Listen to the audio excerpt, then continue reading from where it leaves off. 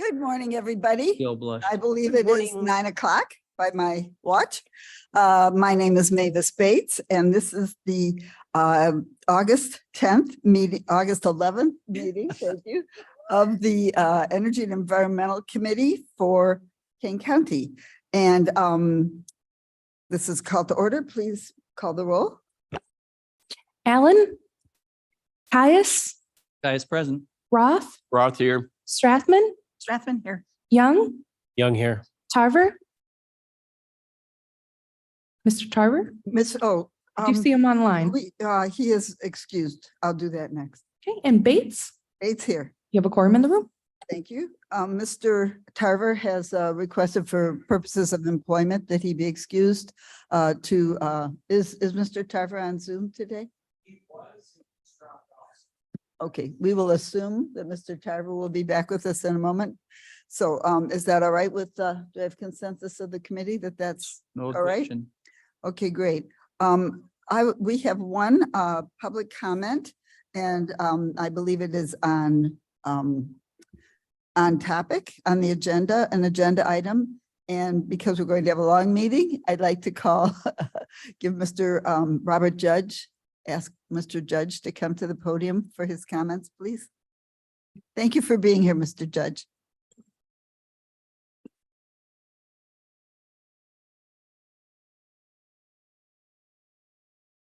Good morning, Commissioners. My name is Bob Judge.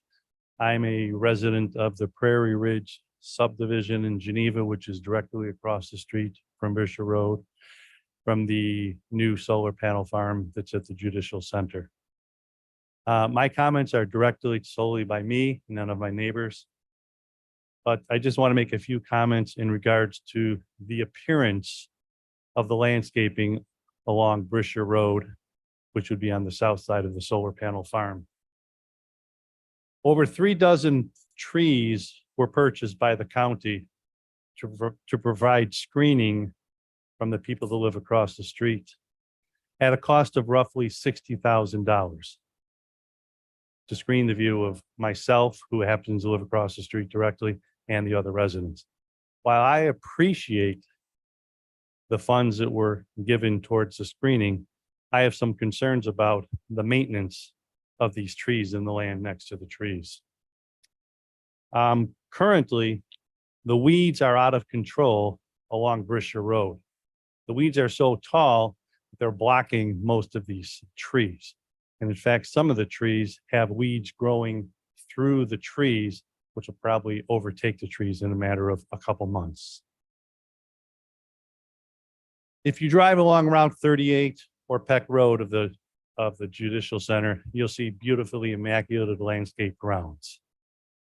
Landscaping, manicured grass, waters, landscaping stones, and all that. You drive along Brisher Road, you see nothing but weeds after weeds after weeds.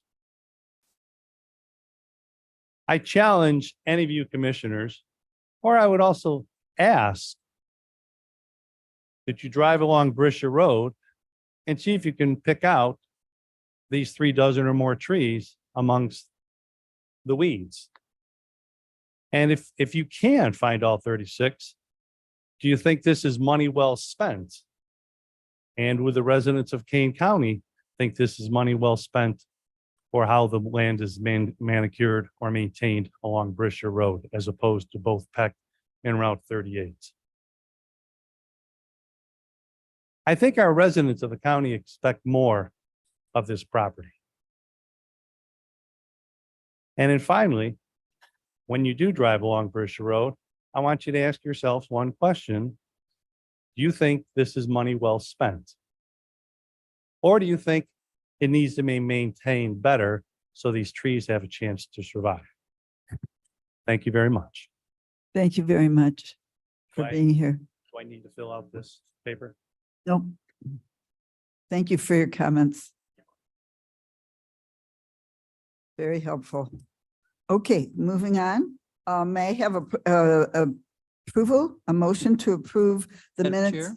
Oh, this is Caius. I would ask for unanimous consent to approve the minutes from July 14th, 2023. Thank you very much. Do I have consent from the committee to approve those minutes? Thank you. Without objection. I would like to ask Ms. Wolnick, please, to begin her comments on electrical aggregation with Arnie Schrammel. Nope, I have a quick update. Just wanted to mention that we have our new sustainability managers starting on the 21st and want to thank the county board for their support for that position and getting somebody back on board. As you all know, that part of our department is incredibly busy. We've been trying our best and I appreciate all of our staff support and covering, including Ms. Chairwoman Bates and covering some of the items and meetings for that position in this interim period. And we are excited to introduce her to you all next month. Sorry. And I will turn it over to Arnie Schrammel to give an update on the electric aggregation program. Thank you, Jody, Madam Chairman and Commissioners. Go to the first slide here. The agenda I'm going to cover quickly today is the current program review, the current program, review some of the RFP results for traditional aggregation, and review the price match civic contribution option, and then a projected timeline if the county wants to move forward with another aggregation program. So currently, the current aggregation program ends in August of this year. It's currently with Elego Energy. It's what we call a price match guarantee program. It originally started with about 1/3 of the unincorporated residents of Kane County, with the exclusion of like Aurora Township and I think Dundee Township. So it's really focused on the unincorporated residents in Kane County.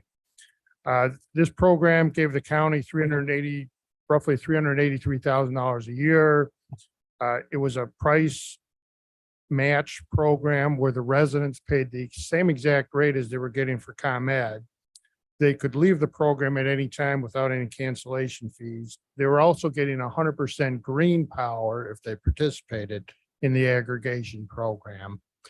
Now that it also allowed Elego to move the customers back to ComEd if it became uneconomical. And Elego moved all but 6 customers back to ComEd about a year ago.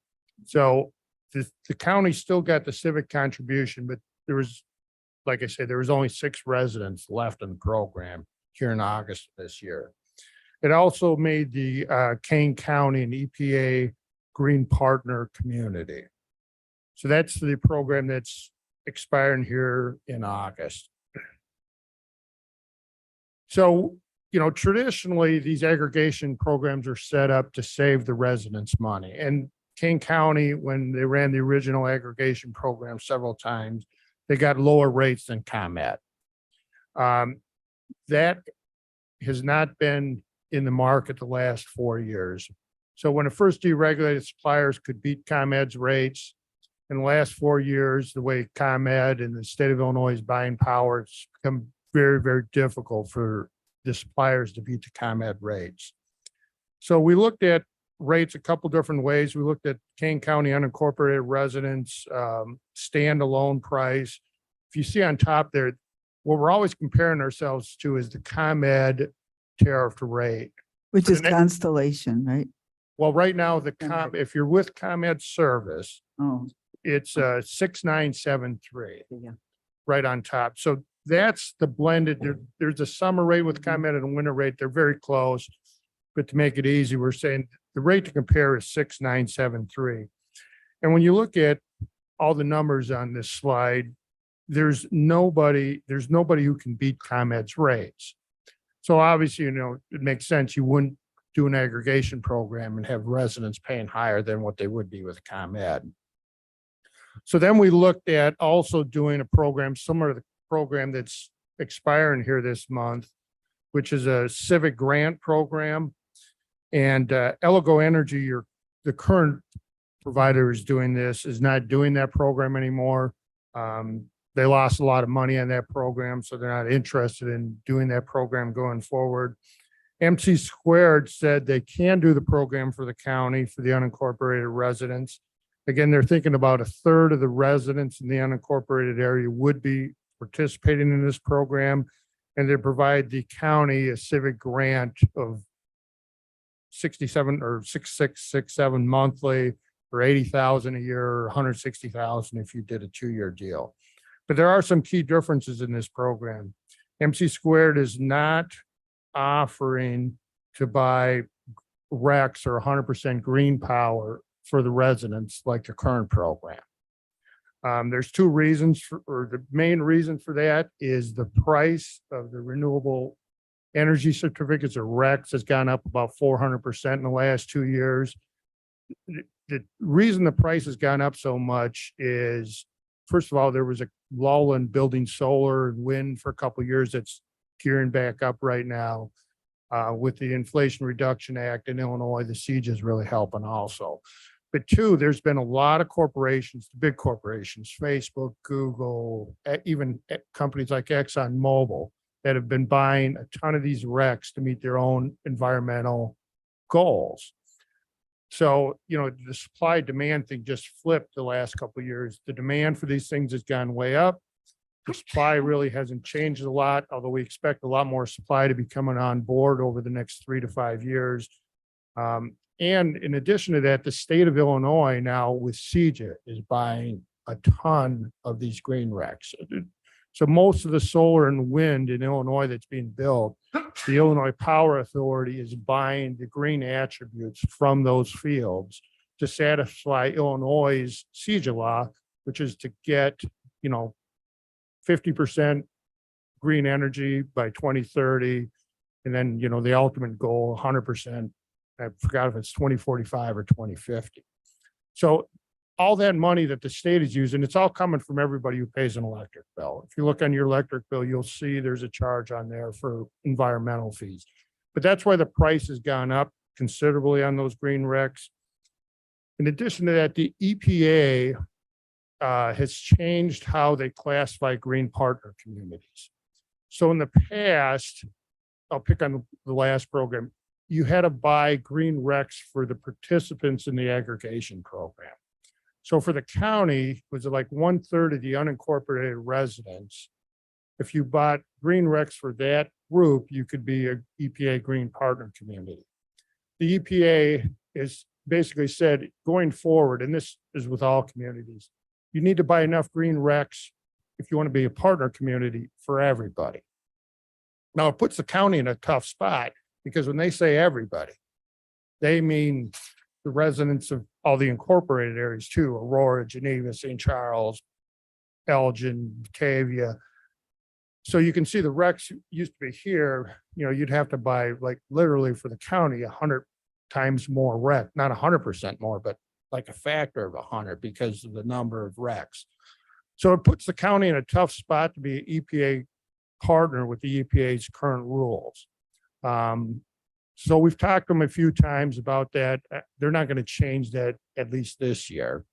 They understand the county's predicament, but they haven't figured out how to do that internally yet. So that's kind of the big changes in the program. Everything else is still the same. It's an opt-out program, so there'll be notices sent out on behalf of Kane County with MC Squared, explaining to the residents how the program works. If they don't want to participate, they can opt out through a website, a postcard, a phone call. A month later, ComEd will send another notification to these residents explaining the program to them if they want to opt out. And then after that, they're put into the program. And again, if they want to opt out at any time, they can opt out. So this program also still contains the contract term. If it becomes uneconomical to MC Squared, they could put the customers back to ComEd. But the civic grant money is guaranteed to the county, no matter what they do. So if the county wants a 1-year or 2-year, that civic grant money is guaranteed to come to the county. So with that, I'm going to open up to questions from the commissioners or staff. Questions, Mr. Roth?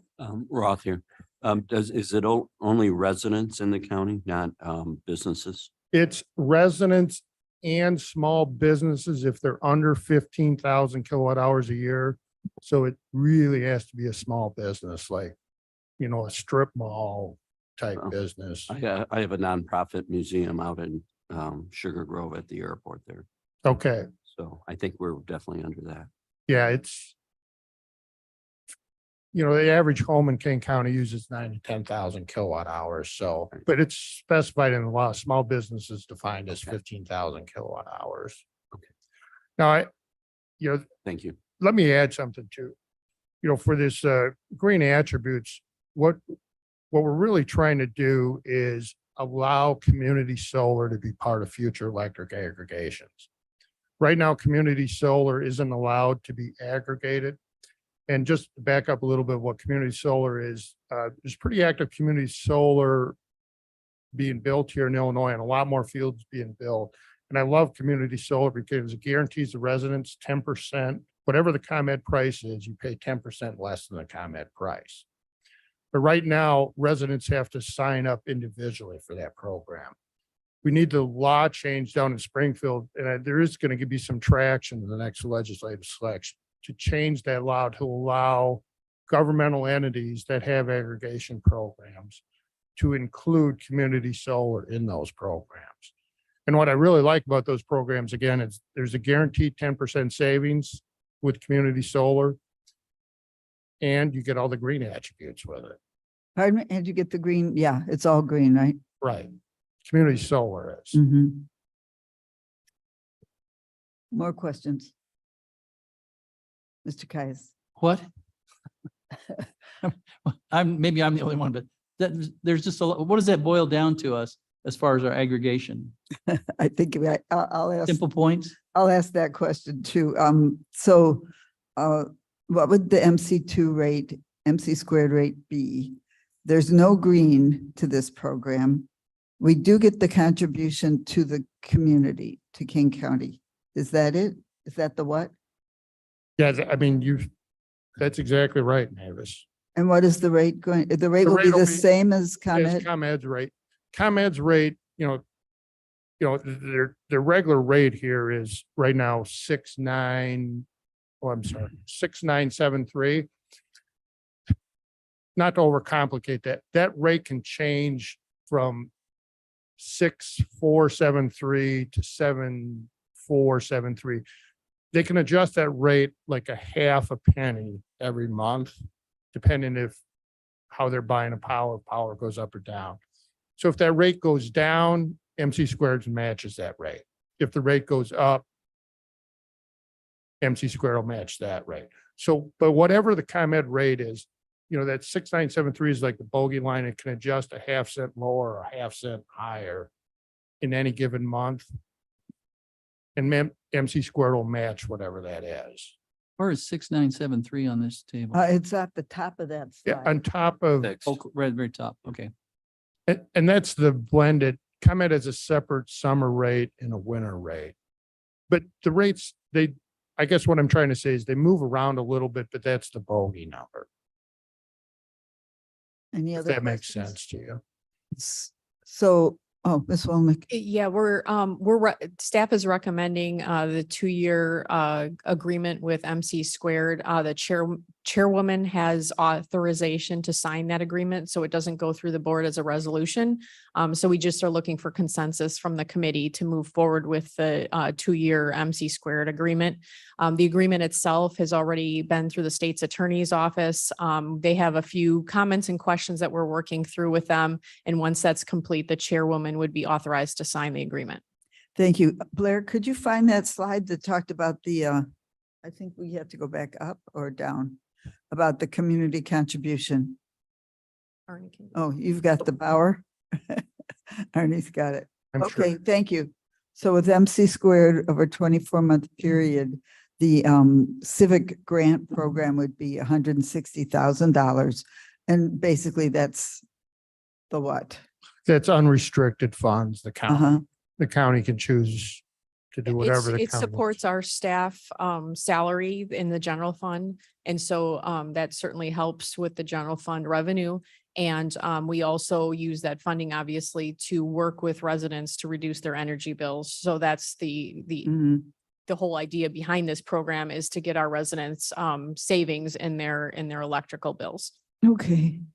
Do I have any other questions? Well, Mr. Kais? just one more time for me. So when we tell our residents that if they can sign up for the aggregation, they will get a rate that is equivalent to ComEd. Exactly the same rate as ComEd. And it It's may an go, opt-out though, so they're automatically in and they're opting out. and it may go up a half a penny or down a half a penny. Dynergy will match The that, or not Com- Dynergy, yeah. ComEd's rate could go up a half a cent or down a half a cent. And whatever ComEd's rates adjust to, MC squared will match that rate. Match that. So that's what the base of the whole offer is then. Correct. And none of it is solar or renewable. Other than what's already out there, the state of Illinois under siege has taken over all the renewable power purchasing. So Right. whatever the blend is in the state, right now the blend is about 6% green, 60% nuclear, if you want to talk carbon free. So it'll be that exact same blend that the state currently has. And the rest is coal. Okay, thank you. Oh, for most of the rest participation. in ComEd is natural gas. Oh, okay. There's very little coal left in ComEd zone. Okay. So 34 is gas. Oh, okay. Thanks. Well, may I have the consensus of the committee to take staff's recommendation and move us forward with this aggregation program, which is pretty good. It's better than nothing. Well, better We s- not. We still want to get back to saving the residents money. And so that's our ultimate goal with this program, is to be able to beat those ComEd rates and get back to what we were with our contracts for this 4 years Mhm. ago. But they don't lose anything by. Correct. signing They're up. still on ComEd's It's an rates even with deal, this but we're program. still, gives us a chance to work to Correct. improve it. And hopefully- I have one, yes, Mr. one Roth. final question. So really, the only benefit is we get 160,000 to help your department, Correct. which And is a good which helps the benefit. Yeah, residents. yeah. Yes. better than nothing, as we said. And hopefully, we can, this brings to light some legislation that we need to bring. I wrote Springfield in big letters here. We have something to add to our legislative priorities, is to get community solar added to the aggregation program And that'll definitely help us beat ComEd's rates. So by 10%. exactly. Okay. Okay, moving right along. Thank you very much. Watershed report, please. Good morning, members of the committee. My name is Rob Linky. I work in the King County Environmental Water Resource Department. I'm going to provide a very brief watershed update of activities that are going on in the watershed. So I know you guys have a lot on the agenda today, so we will go through this rather quickly. I think everybody is familiar, but if you're not, we have an updated watershed map there. We've actually run out of many copies that we've printed more copies downstairs. We're hoping to get this online pretty soon, but of course, you're probably all familiar that the county itself is divided up into two watersheds. We have the Kishwaukee River, which drains out to the west, and then the majority of the county is located in the Fox River watershed. Technically, there's a little piece of the DuPage River over there on the east side of St. Charles that's within the county as well. And with our latest watershed mapping, we've actually divided the area up into 50 sub-watersheds. Many of you are familiar with the what we call the primary watersheds like Fearson Creek, Mill Creek, Blackberry Creek. We've actually pulled out a lot of the smaller streams as there's been more activity going on in those as far as restoration projects and the communities and that within which those smaller watersheds lie. So I just encourage you to check out that map. I'm going to go through the activities that are happening throughout the watershed in the Fox River and the Kishwaukee here, divided up into two categories as far as projects that are going on by both the county and other agencies, and then organizational activities that are happening, some of the watershed groups in that. So we'll start with projects that are going on in King County watershed. I think one of the largest ones that many of you are familiar with, of course, is being undertaken by our King County Forest Preserve District, and that's the removal of the Carpenter Dam up at the north end of the county on the main stem of the Fox River. That project is basically in its final stages of getting permit approval with an anticipated removal or demolition of the dam, hopefully in the very end here of 2023, although that might have to be pushed off into 2024, depending on when the permits are received. Immediately downstream of there, there's actually another project that the Village of Carpentersville is doing, and that is to remove the old railroad bridge. It's about a quarter mile downstream of the Carpenter Dam. It's a old bridge that's in very poor shape. It's a trestle and steel bridge, and it hangs up a lot of the debris. So all of the trees and things that wash downstream, those things get caught up there. So it's kind of a navigational issue. And then, as you can imagine, we're expecting with the removal of the dam, there'll be a lot more paddling traffic that's going to be moving through there. So that's a project that will help to open that up for a safer passage for the paddlers and that. Another project here, much closer to home, immediately out our south windows here. Our department is working on development of the specifications for the removal, or excuse me, for the restoration of select parts of Geneva Creek here on the Kane County campus, and then the lower end of the Forest Reserve property here, immediately where Geneva Creek drains into the Fox River. It's going to be somewhere between 600 to 1,000 feet of restoration. The whole project length is about 1,300 feet. And so we're trying to look at a way to kind of make our budget work to fix the maximize the usage of that money and get as much fixed up there as we can. Obviously, one of the key focus points of that area is the stabilization around the Geneva Grotto, which has received a lot of interest here over the last several years. That looks very precarious. Yes, Like, yeah. So, and it's continuing to get worse. So we're working real hard There's a to, lot of stabilization. yes. Not an enhanced photograph. That's just, looks just like that. So the next project that we're working on, our department is working with facilities management on the Judicial Center and the native landscaping project there. As you're all familiar, it's a 115 acre campus. It's about 50 acres of that is not in turf grass and actively maintained as a turf grass landscape type of environment. And so particularly on the east side, there's as that area has been kind of allowed to become overgrown with calorie pear, for example. Those are all the trees that you see out there. Those are not planted. That's not a native tree. It's not a good tree. So we're actively working on a project with facilities management to address that.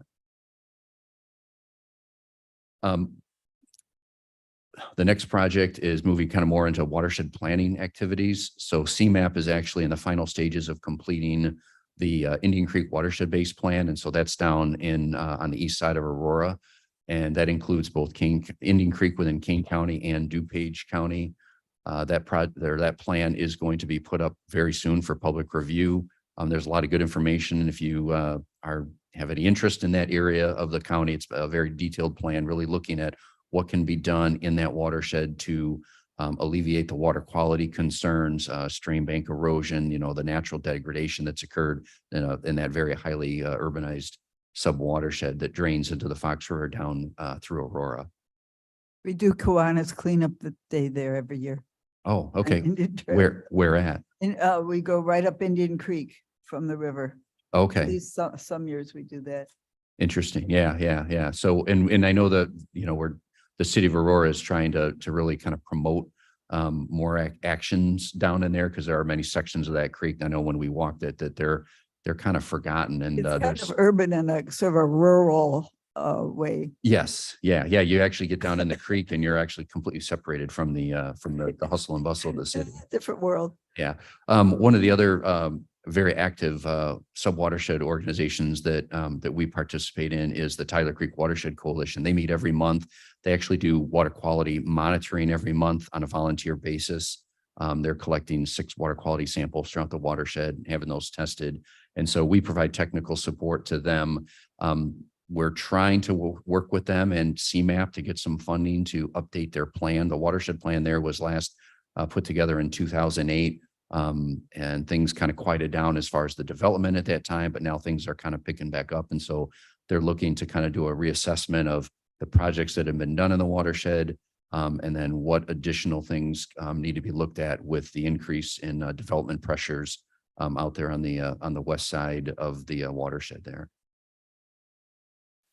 Some organizational activity updates. So Kane County is represented on the Fox River Study Group.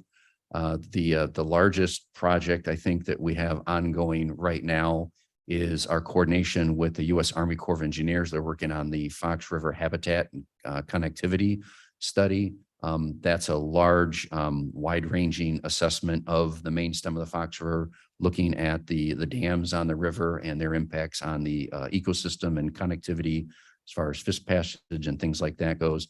That draft report's my understanding from the Army Corps that that's going to be available at the end of September. And at the end of September, they're going to be hosting a series of public meetings for public input so people can come look at what they're proposing, ask questions, and so on and so forth. So the Fox River Study Group has been actively participating in that as we've actually, the study group has provided funding through the IDNR for the local match for that, that federal project. Will you let us know when those meetings are going to be? Yes, absolutely. The next thing that we're working on is this developing a web-based tool to track and inventory all of the water quality best management practices throughout the watershed. This is a project that's near and dear to my heart. I think if you guys remember the last time I was here presenting, we were talking about the King County stormwater infrastructure mapping and that. And because we're pretty far ahead in that category, I sort of volunteered us to be the guinea pig to take the lead on cataloging what the best management practice that King County has throughout our county is kind of like a pilot program. So we're excited to be working on that. And that's something, again, I feel very strongly that, you know, you don't really know where you're headed if you don't know what you have to begin with. And so this is kind of a really good opportunity for us to coordinate with all the municipalities to really kind of bring that information together and see what we have, how effective is it, where they're at, what's working, what's not working, and that. And then lastly, just two other organizations, Fox River Ecosystem Partnership. They have their ongoing monthly meetings. Their next meeting coming up is on September 13th at the very far north end of the county. Technically, it's just outside of the county in the village of Algonquin. And so they have a lot of interesting programs that they do every month. They kind of cycle through. Some are on-site projects are happening out in the field. Other things are more programmatic. The one that they're going to be discussing this month, which I think will be very interesting, is the title is Engaging Young People in Ecosystem Restoration. And so, again, I think that's another very important topic. And when we look at the people that are volunteering their time, especially getting out on the ground, doing the cleanup activities and the restoration work on a volunteer basis and stuff, to find ways that we can kind of engage those people and get, you know, a higher level of participation. So. And then lastly, so that's on Wednesday, the 13th, and then on Saturday, September 16th is the Friends of the Fox River it's our Fox River Day. And so that's, again, a really great way for people and organizations to get out and do cleanups, do, you know, public participation events and restoration work and things like that. And so I encourage you to look into that as well, or maybe some of you are already participating in that. It's going to be happening all up and down the watershed through many of the communities. And that's all I have. If there are any questions. I have a question. Are we doing anything about about planting under the solar panels? Oh, I'll let Jody answer that one. Yes, it's going to be native vegetation under the solar field with pollinators, but that is under the responsibility of GRNE to maintain. The area of the berm that the speaker spoke about in regards to the drawing that Mr. Linky had, that is an area that's planted in native prairie and intends to stay in native prairie. We are working with building management to perform some herbiciding out there and annual mowing to get those native grasses and plants that were originally there moving forward, and then to try to eliminate some of those invasive species that have come in the area. So that's part of the plan we have provided to building management, and we'll be working. It's not something that's going to be fixed overnight because that area was neglected for quite a few years. But we will be working with building management over the next several years to try to get that back to the native prairie. Thank you. But not mowed. It's not going to be a green turf. Correct. lawn. Mr. Can I- Travis. Here, Rob, I had a question. On your one slide, you said 10 dams. Did that include the Carpenter one? Sorry, I didn't mean to put you on the spot. Well, here's the other question. That's the only one that the county is responsible for, right? All the others are by cities or no? That's correct. Well, it's either, they're either owned by the municipalities in many Right. cases, or they may be owned by the state of Illinois as Okay. well. Okay. So, And maybe Fox River Park District, Fox Valley Park District might. Or Yeah. or the Forest Preserve. owns Well, some. the- Forest Preserve has just the one. I heard. Carpenter Dam. Oh, Yeah, okay. that's it, right? yeah, yes, yeah, I believe that's But correct. It is the county, but it's really, I know it's very Okay. complicated. Well, even the ownership on some of those I know has been unclear over the years. Nobody knows. And there's, right, well, and again, because they're kind of, somewhat derelict infrastructure. And so So when there's only, repairs, they there's might- really only a cost associated with having them rather than a real Right. benefit or. Right, right. that kind of- Nobody's fighting over. Mr. Tepe, please.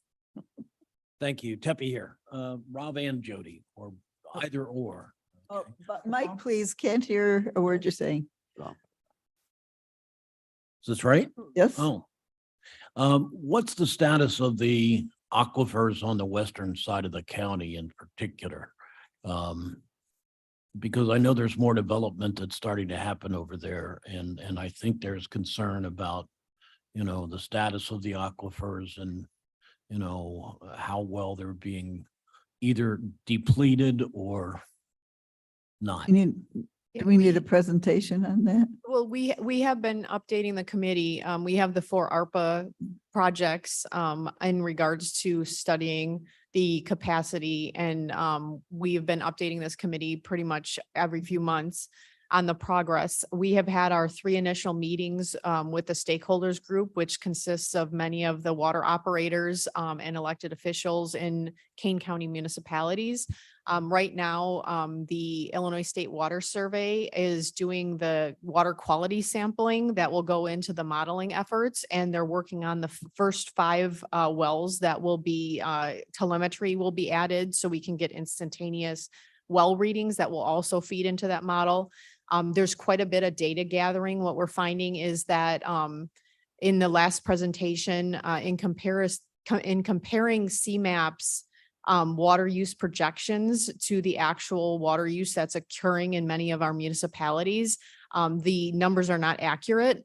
And so what they're going to do is a deep dive at each municipal level to determine what their projections are, and then take that existing data and project it out and see if we're seeing some trends on how CMAP's data might not be accurate. And so we want to make sure that what is fed into the model is the most accurate information that we have. And so that's going to be a several-month process. As you can imagine, meeting with each municipality is going to take some time, and then pulling all that data into the information.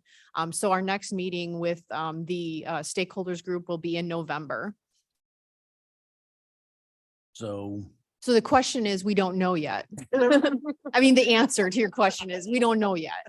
It's something that is being evaluated, but we need, it has not, many of these models haven't been updated since the early 2000s. There is a regional model that's giving us the deep aquifer information, but it's just part of the picture. So we really need that additional data to make sure that what is coming out of this study is as accurate as it can be. yeah, because those aquifers are critical to development on the west side of the county, and we, even though we don't control it, the municipalities do. We need to know what's going on. Thank you. I have a question. So, well, you'll be updating us on the aquifers regularly. Yeah, we shall have an update in November, December timeframe based on what comes out of that November meeting. Because depending on the health and state and level of the aquifers could determine the development on the west side of the Right. county, right? Or the restrictions of it. Mr. Roth. Hi, I have a follow-up question, Mr. Tepe. You're saying you're collecting the data. Will that be ongoing or in another 10 years, we'll start over and do it again?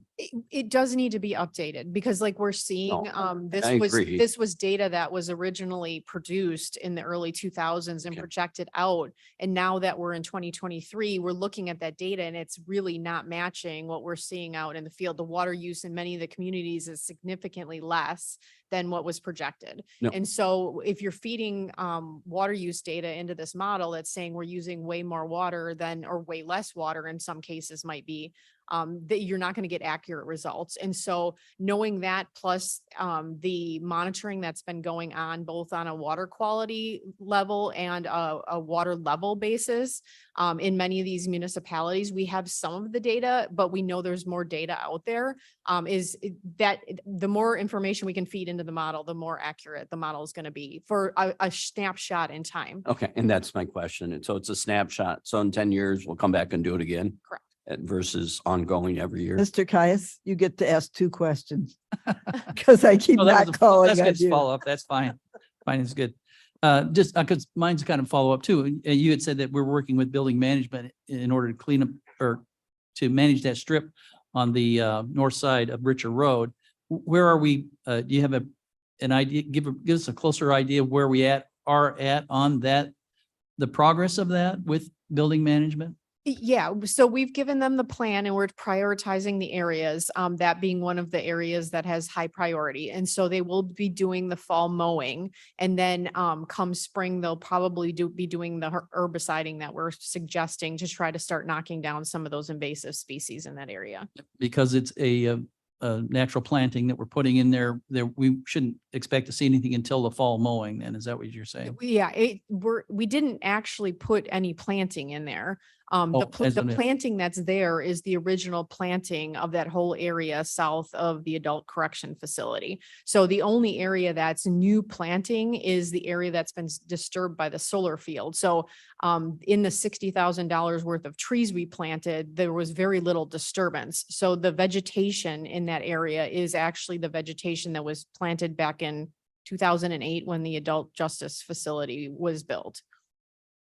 So mostly invasive is what you're saying. It hasn't been maintained, yeah, but there is We can still prairie in apologize to there. Mr. It's just a Judge. matter of Yeah. managing those invasive species. So that's what they should expect, is that we'll be addressing that visibly this fall. Yeah, it's gonna take some time to knock down all the invasives. Only a that month have come- away, come in, unfortunately.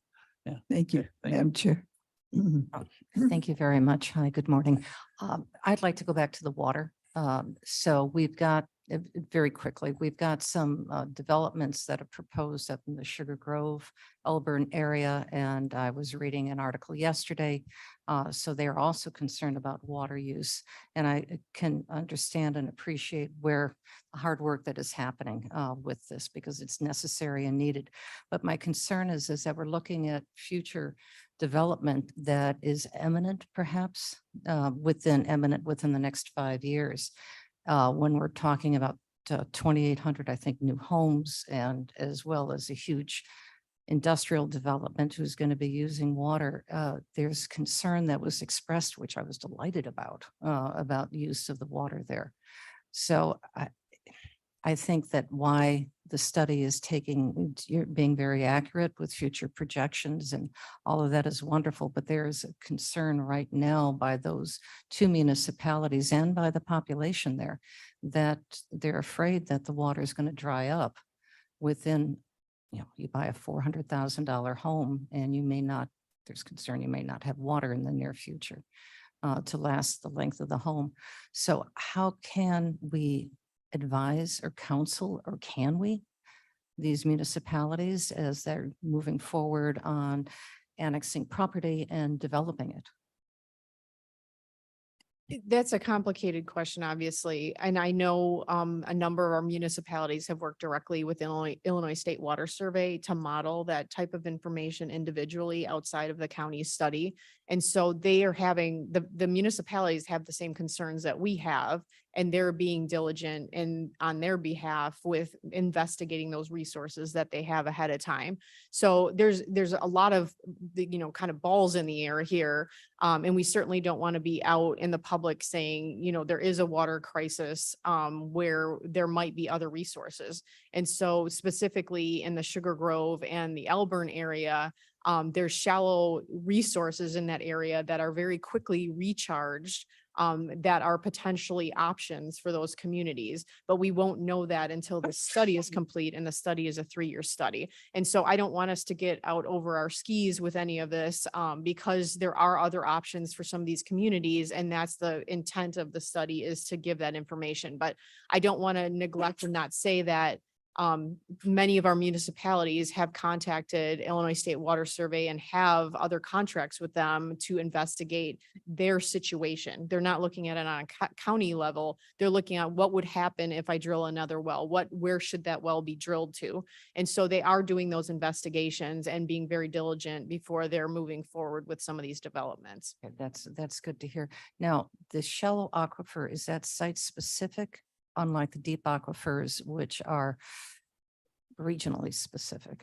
It is a bit site specific. Our most highly producing shallow aquifers are in these old bedrock valleys, such as the St. Charles Bedrock Valley that feeds a lot of St. Charles, Batavia, Geneva, but that does run through the Sugar Grove area. And so it depends kind of on where you're at, if it's a hit or miss. There's other high producing shallow resources we have as well, but then we do have the water quality concerns with the road salts. And so those chlorides go up, your treatment costs potentially go up. So again, that's all going to feed into this study, and we're going to see what kind of horizon we're looking at. And then planning effort wise, that those communities will take that information under advisement to say, if we're going to start drilling more shallow wells and not rely so much on the deep water that takes a lot longer to recharge. In those cases, we need to recognize that we're going to have additional treatment facilities in 20 years or 30 years or whatever that might be. Okay, thank you. I've got a ton more questions, but that'll do it right now. So do I. We can, and the deep questions, the deep water, the deep aquifers are the ones that take so thousands of years to recharge, right? So we don't want to keep dipping our straws into those deep water, the deep aquifers. Any other questions? Okay. Ms. Ryan, please. Thank you, Mr. Linky. You're welcome.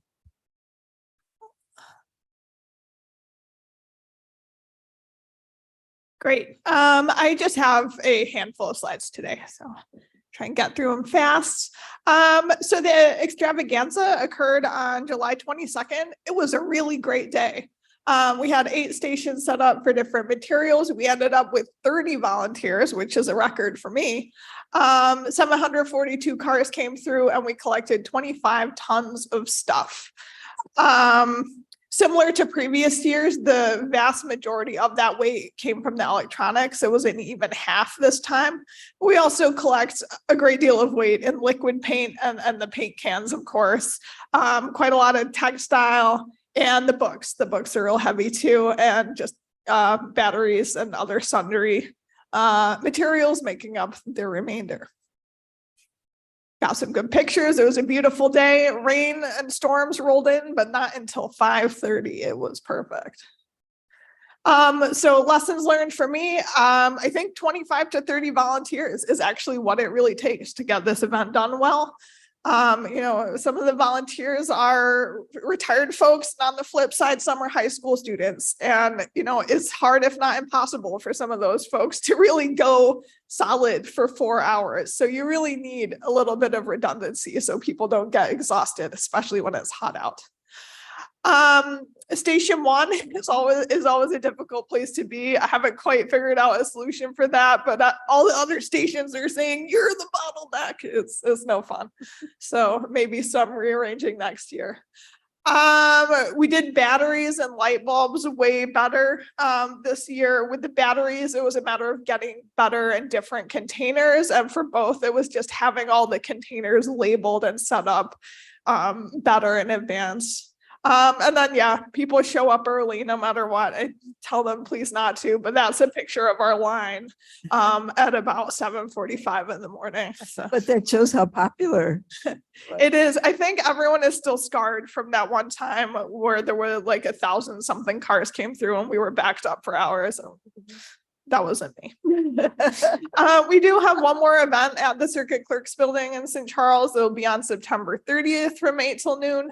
We'll be doing document shredding, clothing and small home goods, the aerosols and compressed gas, child seats, and latex paint one more time. And then the other thing I'm thinking about right now is pumpkin smash events. They're getting a little bit more difficult to do due to some amendments to the Illinois Environmental Protection Act in 2021. It made the planning requirements for these types of events a little bit more codified and in some cases a little bit more difficult. So Scarce is a regional nonprofit and they coordinate the pumpkin smash across the region. So for those that aren't aware, these are events where people can bring their jack-o'-lanterns and other whole or carved pumpkins and other organic seasonal decorations. And the idea is they're all collected together and then composted. And what Scarce tells folks to do is to rent a roll-off container for them. And there's a couple issues, especially if it's like a grassroots organization trying to do it. One is that it costs about $700 to rent a roll-off. And then the other issue is there's often a lack of trust and transparency between the organization and the hauler about where these pumpkins are actually going to go. While haulers should take source separated organic material to a composting facility, unfortunately, that material becomes property of the hauler the minute the roll-off is pulled out, and there's no real legal requirement that they do that. Landscape waste may not go in the landfill. Pumpkins are not landscape waste. There is municipal solid waste. So there are issues. And what you find is that a lot of these local groups want to keep things hyper-local, which is usually great. But by the letter of the law, that means they either have to hold their event at a permitted compost facility, which there are not a lot of those, and they tend to be in the middle of nowhere, or the county kind of has gotten around it by doing an on-farm event that is exempt, where the farm is exempt from compost licensing requirements because one is very small. It has less than 25 cubic yards of composting material on site at any time. But probably the bigger hurdle is that it's nonprofit. Commercial farms have to, if they want to take material in from the general public, they have to be permitted as a landscape composting, landscape material composting facility, whereas a nonprofit does not. So I guess all I can really say right now is I'm trying to advise both the Geneva Park District and Village of Hampshire in a kind of just an unofficial friendly capacity to help them get events that are both, you know, legal and functional and meet their goals. So good times. What I got. Thank you. Congratulations on your fabulous extravaganza. Thank you. Did you have a comment? Great. Do you know about the, I don't know how big this farm has to be, but Charity Blooms in Aurora? Do you know Marie Wilkinson? It's associated with Marie Wilkinson Food Pantry. It's very small, but it is nonprofit, and they could, I'm sure they would love to take some. See, they're in Aurora. On Island Charity Blooms, but if you call Marie Wilkinson Food Pantry, or if you call me, Okay. I'll help you connect with them. Because it's it's probably an acre across the street from the food pantry, and they're growing, all the food goes to the food pantry. Oh, cool. Very nonprofit. Okay, moving right along. Thank you, Ms. Ryan. Ms. Miller, yay. Yay to everybody, of course. I don't have any slides this morning, but Oh. regarding an update for a potential tree protection ordinance for the unincorporated parts of Kane County. Earlier this week, staff from a few of the departments in Kane County that might be affected by a tree preservation ordinance met to start a discussion about looking at the potential tree preservation ordinance, the potential for one, and also the feasibility. So we are starting by looking at some of the tree protection ordinance that are already in place within the municipalities in the county to see what examples out there we might be able to take from. We will be meeting in the future. And another thing we'll be looking at is also the legality for what the county can do in terms of developing a tree protection ordinance, which may be a bit different from the municipalities. So we need to look at that. And I will continue to bring you updates at this committee meeting. Okay, thank you. Climate Action Plan, Mavis Bates. I have some notes here. We have had 2 meetings now. One was very introductory, one of the climate action team. One was very introductory, and the next one was getting down to some strategies. We have about 40 people attending these meetings, very enthusiastic. Some of them are almost in tears, like they're so grateful that we are doing a climate action plan in Kane County. The next workshop is on August 17th at 11:00 a.m. on Zoom. You are all invited to attend. I suppose you'd have to let me know so that you can get the Zoom link. Many interesting people have been attending. At our last meeting, we had someone from CMAP. We had someone join us from White and Company. I mean, everybody's interesting, but when we see these people who are experts in their field, that's also exciting to have them there. We are, I have a notebook here and all my papers just popped out of the binder. So I will not be showing you the 500 pages popped out of the binder. But we have what we have already on our, it's on the Pale Blue Dot website under Kane County. We have our baseline assessment and strategic goals recommendations. We have our climate vulnerability assessment, greenhouse gas emissions inventory, and solar renewable energy potential study. So a lot of work has been done, and they've given us some recommendations, and we will now be turning those into policies for the future. I think there's, okay, I'll save the rest for my comments later. I will not mix everything up. New business? Any comments, Mr. Roth? I'm on the 17th. 11 a.m. Zoom only?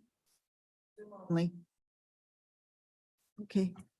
Madam Chair? Oh, thank you so much. So thank you, Mavis, and this committee for all of your push for encouraging electrification of our grid for solar as well as for electric cars. I've heard your voices and I've investigated, and I am a huge supporter. And if we're going to talk, I've said we'd like to have us all walk it. So every time we have an emergency purchase for one of our vehicles, I always push back and say, could we please get a hybrid, or could we please get an electric truck?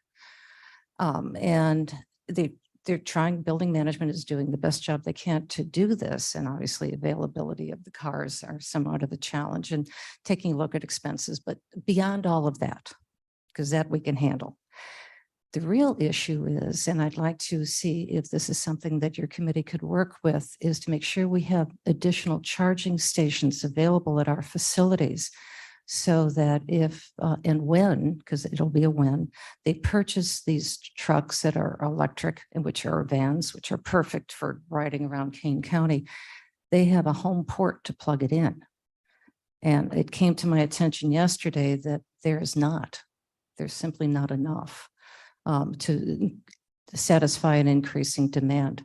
So I'm not sure what that'll take, but if you can take a look at it, perhaps that'd be helpful.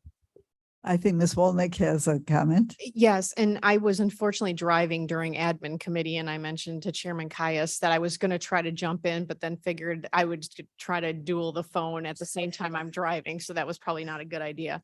We have riverboat funding for additional charging stations on county property. And so we're ready and willing and able to work with building management to locate some of those charging stations as best we can.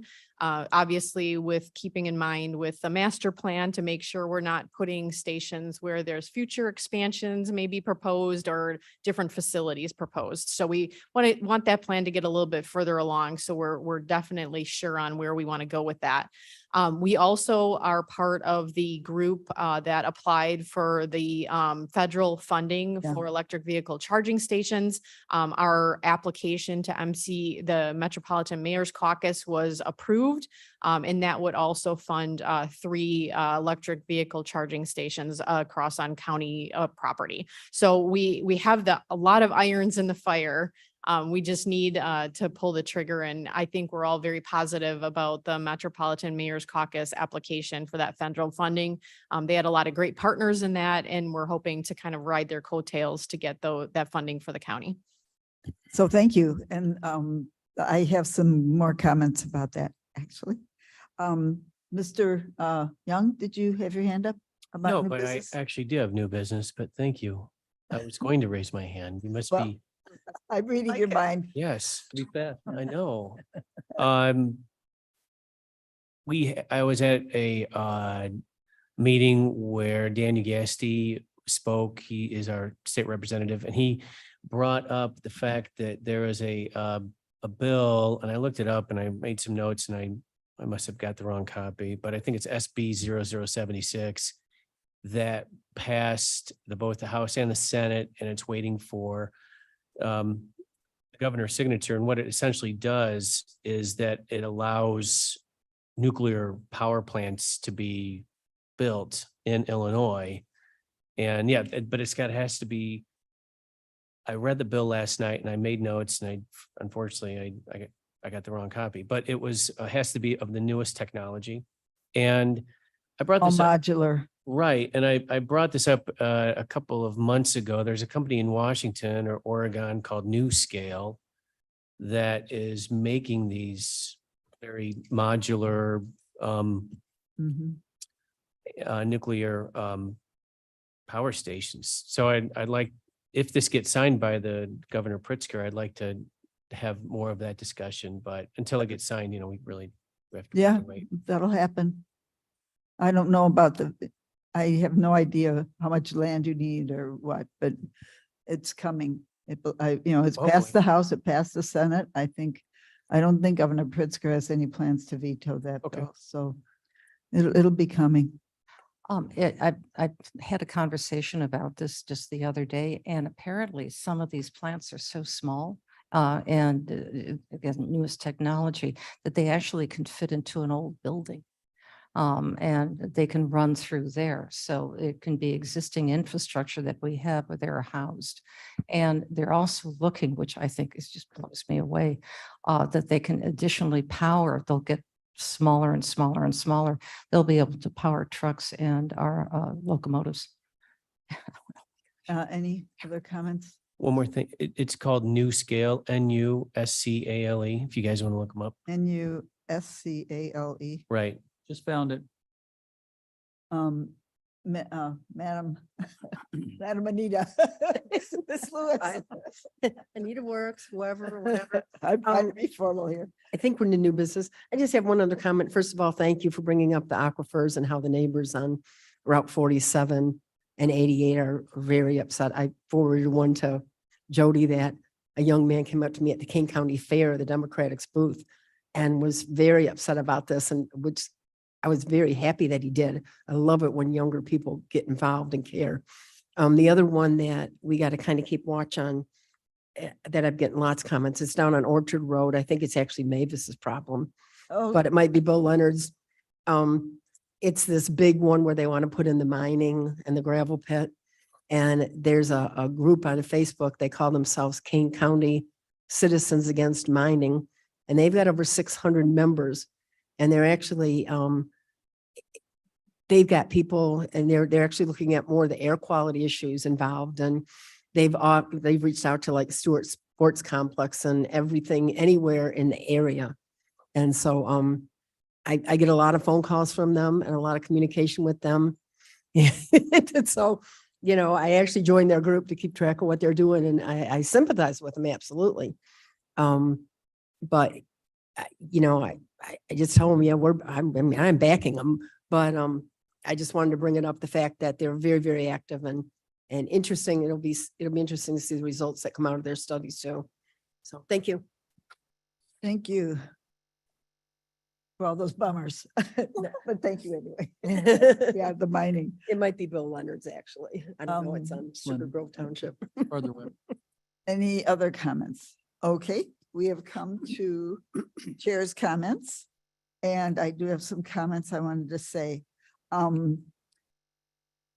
Couple things, not too long. I went to Greentown recently. That's a nice all-day conference where they talk about green things. And it's put on by Some Generation Ahead, the same people who do Fox Valley Sustainability Network. And one of the speakers talked about the steps to leadership.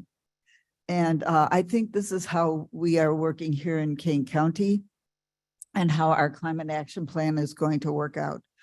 The first step to leadership, according to this nice lady, was to lead by example.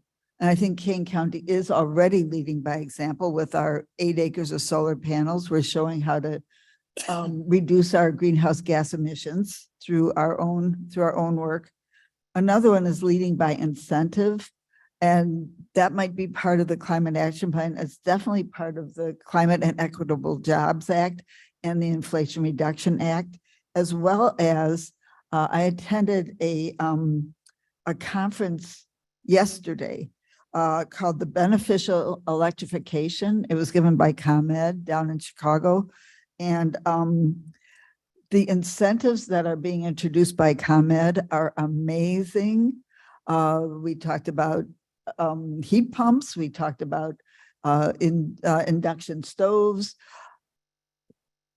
solar on houses. The incentives are coming. They are here. And I want us to do everything we can in Kane County, and I'm assigning this to myself as well, to get out and do the education of our residents to nab these billions of dollars in solar panels. They said that in some cases, the incentives for putting in solar panels on your home are greater than the cost of the solar panels. Somebody's going to be, I mean, I don't think we'll be paying people to put solar panels on their house, but it's almost like that. And then the third means of leadership is through legislation and regulation. And I believe that our climate action plan will be in the future, hopefully in 2024, coming up with some good new ordinances that will help people understand how to be greener, how to invest. They save money. People save so much money with these green plans, and we're going to save the climate. And I want to say one word about what's happening in Maui. I think Maui is like the canary in the coal mine right now. These fires are so terrible. I had the privilege to live in Hawaii for 2 years when I was a kid. And I even have my Maui pin on today. So I want to say that what we're doing here in Kane County is a billionth of what we have to do in the whole world. But we can do something right here to help save Maui and the other Mauis of the world. So those are my comments. May I have a motion to, anybody else have any comments they want to make?